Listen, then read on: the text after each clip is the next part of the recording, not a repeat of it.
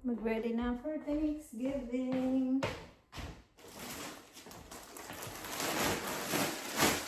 Kesa ka nakalagay ang mga cover.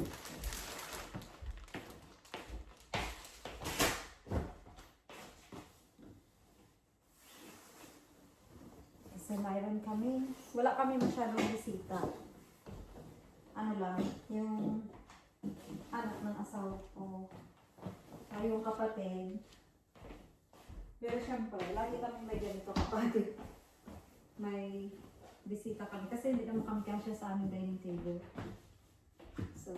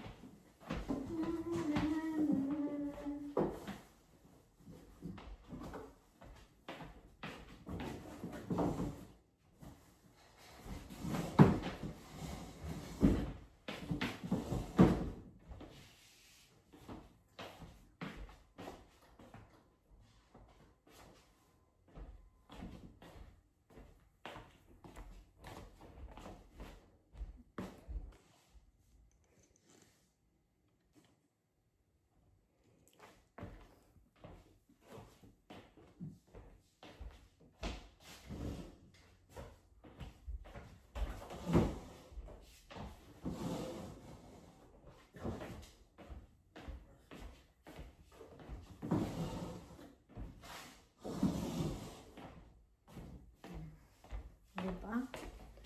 Tapos dito yung aming table.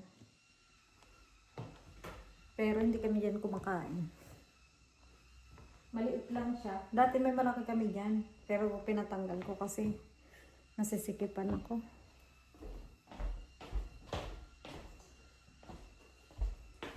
Tapos ngayon, dito naman tayo maglagay. Dito, madalas pag may party kami, dito kami naglalagay ng mga pagkain. Kanyang-kanyang kuha nila. So,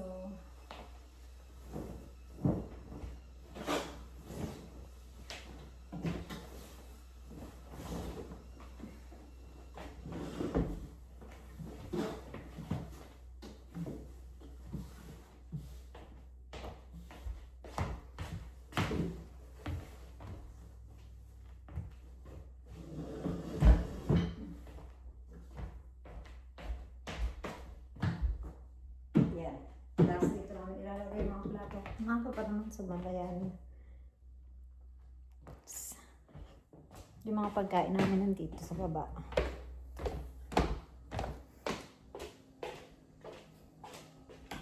Yan, nakapag-ready na. Yan. Konti lang naman handa namin. Kasi wala naman kaming bisita. So, ayan, nagluluto ako ng turkey